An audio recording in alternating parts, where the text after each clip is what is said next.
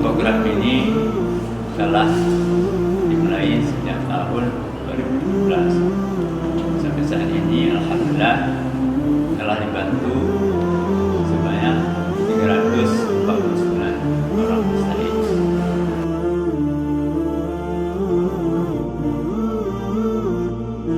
Manfaat dari program kegiatan ini untuk membantu keluarga miskin yang menderita kanker, thalassemia, penyakit kronis, yang mana mereka harus ke rumah sakit setiap bulan minimal 1 kali, tanpa darah, bahkan ada yang setiap minggu sekali.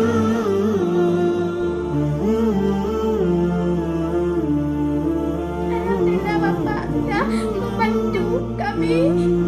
Terima kasih untuk Baitul Mal yang telah membantu. Alhamdulillah untuk tolong orang mandu dari Baitul Mal sedekah karena kamu hana melarang hana tidak bang bani anu. Hai tu me berajih di orang rumah.